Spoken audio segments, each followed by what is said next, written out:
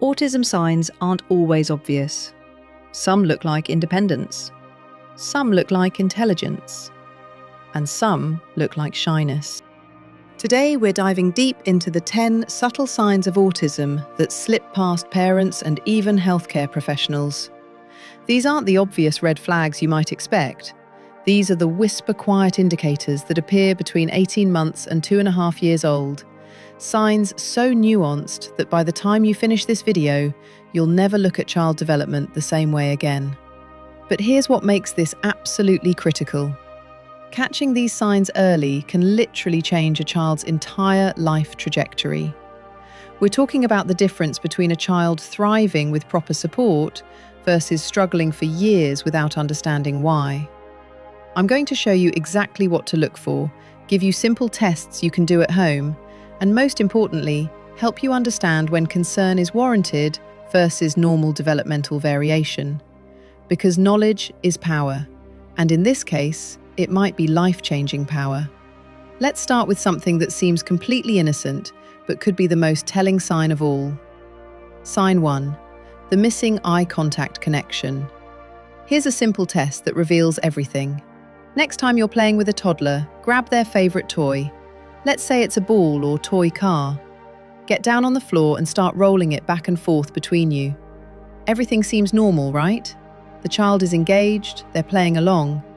But here's the crucial moment. When it's your turn to roll the ball back, don't. Just stop and watch what happens next. A typically developing child will look at the ball for a moment, then look directly at your face as if to say, "Hey, why did you stop? Keep playing." They might even say, "Again," or "More," while looking right at you. They're using their eyes to communicate, to reconnect, to get the game going again. But if a child gets upset that the game stopped and keeps staring at the ball without looking up at you for help, that's concerning. They're missing that fundamental drive to use eye contact as a bridge for communication. By 18 months, children should be using eye contact to communicate 3 essential things: sharing excitement about something amazing they've discovered, expressing their feelings, whether that's pure joy or complete disgust at those mushy peas, and asking for help or requesting what they want. Think about it. When a typical toddler finds a fascinating bug in the garden, they don't just look at it. They pick it up, rush over to show you, hold it up to your face, and look directly at your eyes as if to say, "Look at this incredible thing I found, isn't it amazing?"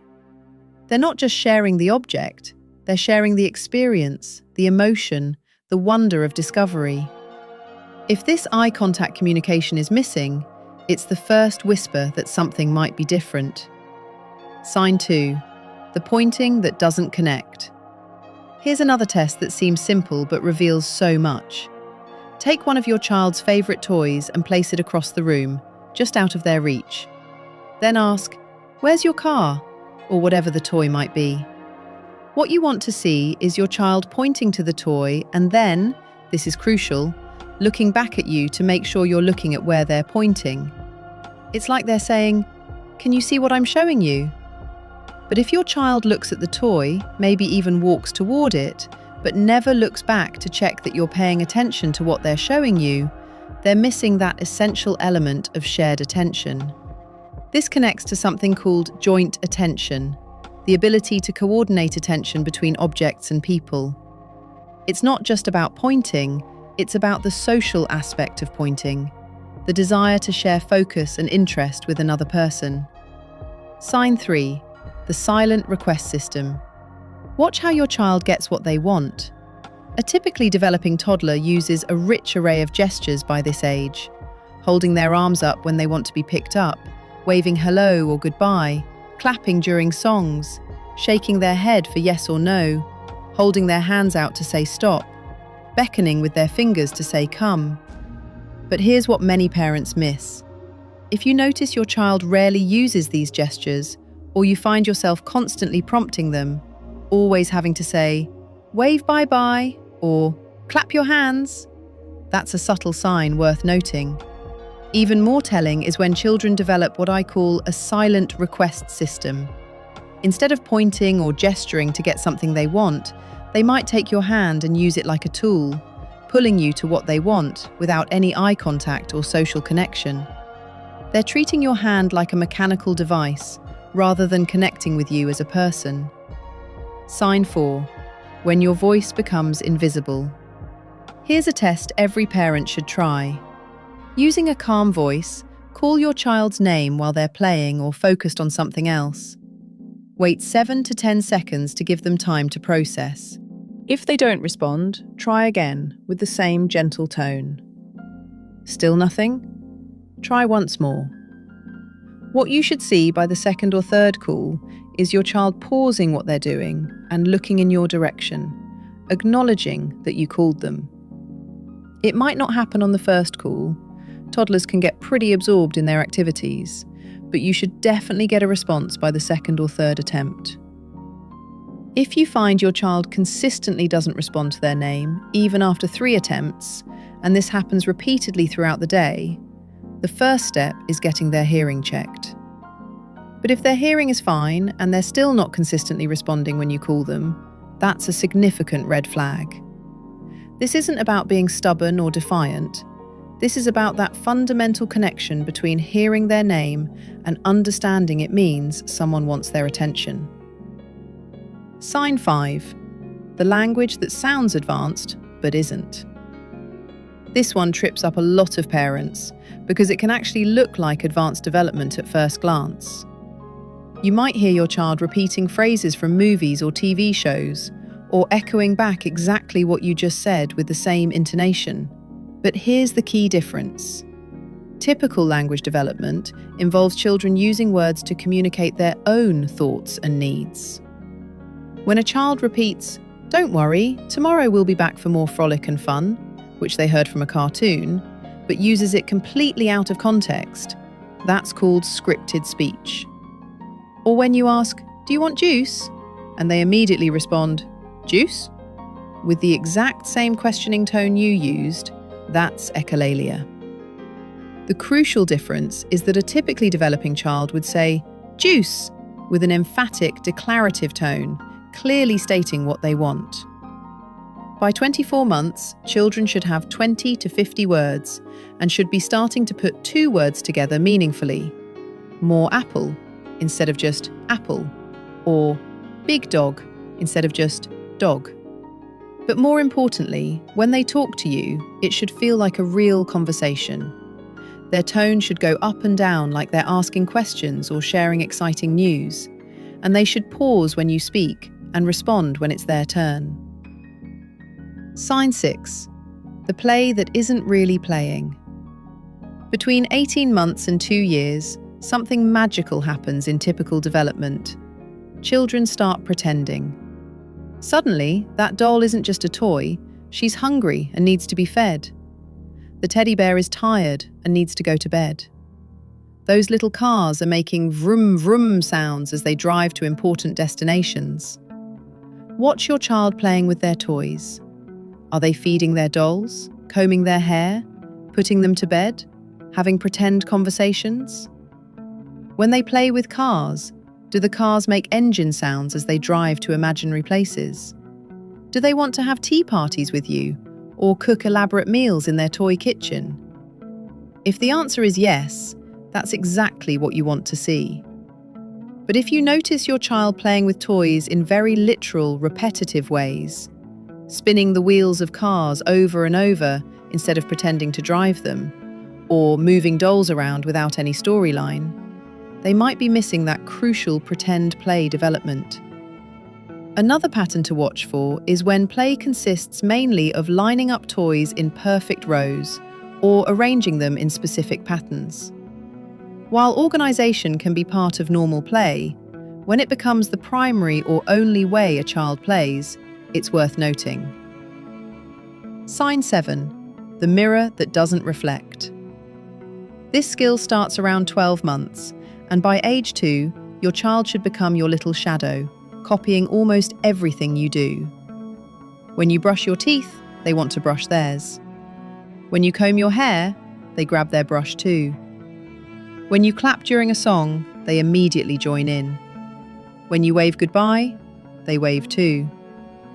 I know this constant copying can be exhausting, especially when you're running late and just want to brush your hair without your toddler insisting they need to brush yours, and theirs, and probably the dog's too.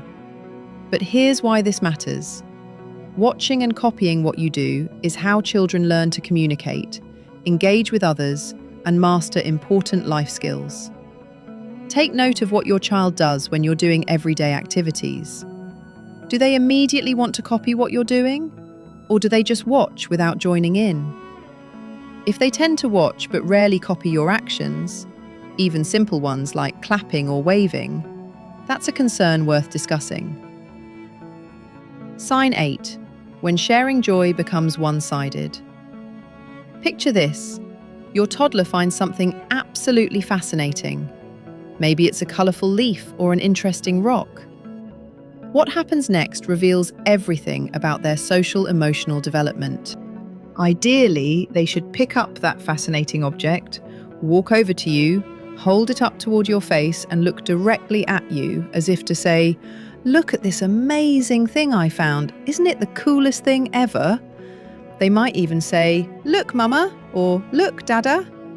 This is different from bringing you something because they need help opening it or want you to fix it. In those cases, they're seeking assistance. But when they're sharing their discoveries, they're not asking for help with the object. They just want to share that pure moment of excitement and wonder with you. If your child finds interesting things but either plays with them alone or drops them in your lap and immediately walks away without making eye contact or waiting to see your reaction, they're missing that crucial desire to share emotional experiences.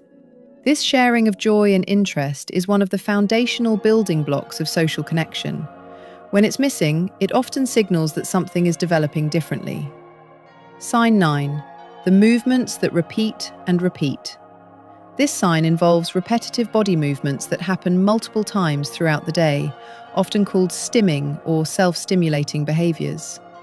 Some examples include flapping hands repeatedly, doing finger movements over and over, waving fingers in front of eyes to watch how the light changes, shaking the head back and forth not to say yes or no, but because it feels good, rocking the whole body back and forth continuously, spinning in circles or walking on toes most of the time. Now, it's completely normal for toddlers to experiment with different movements. You might notice your child does these behaviors for a few days and then stops. That's totally fine and nothing to worry about. But if you notice your child continues to do these repetitive movements daily over weeks or months, and it almost becomes their preferred activity, that's worth discussing with a healthcare provider. Sign 10. The response that never comes. This final sign is about how children respond when you use gestures and point to things. Try pointing across the room at something interesting, maybe a toy or something happening outside, and say, "Wow, look at that." Your toddler should look in the direction you're pointing to see what you're trying to show them. They shouldn't look at your hand or your arm. They should understand that your pointing finger is directing their attention to something specific.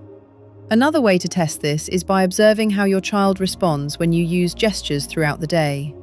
When you wave, do they wave back? When you smile at them, do they smile back? When you reach your arms out for a hug, do they walk over to get that cuddle? If your child responds appropriately to your gestures, that's wonderful. But if they don't seem to understand or respond to your non-verbal communication, it suggests they're missing some fundamental social communication skills. The critical connection.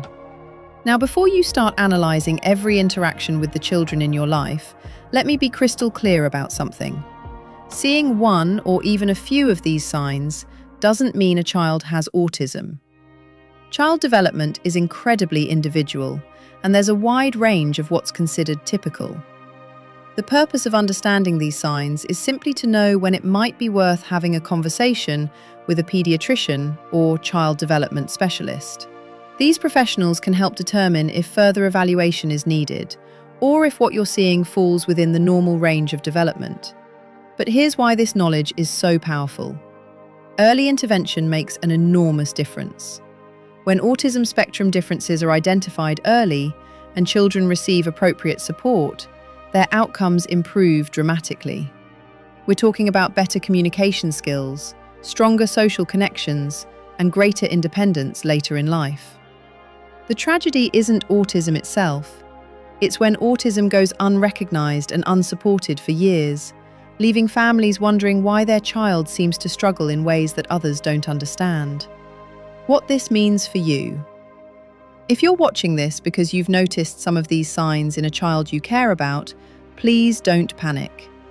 Remember that many of these behaviors can have other explanations, and every child develops at their own pace. Instead, consider keeping a simple record of what you observe. When does the behavior happen? How often? In what contexts? This information can be incredibly valuable when talking with healthcare providers. The free Observation Wins log helps you document patterns, strengths, and developmental milestones, all in one place. Download it in the description and start observing with clarity, not worry. And please, trust your instincts. Parents and caregivers often notice these subtle differences long before anyone else does. If something feels different about a child's development, that's worth exploring. Not because anything is necessarily wrong, but because understanding and support, when needed, can make all the difference. The most important thing to remember is that autism isn't something that needs to be fixed or cured. It's a different way of experiencing and interacting with the world. But when children receive early understanding and support tailored to their specific needs, they can thrive and reach their full potential. Whether you're a parent, grandparent, teacher, childcare provider, or simply someone who cares about children, knowing these signs puts you in a position to potentially change a life. Because sometimes the most profound differences start with the most subtle signs. And sometimes the most important thing you can do is simply notice, understand, and connect a family with the right resources at the right time. That's not just good observation, that's life-changing awareness in action.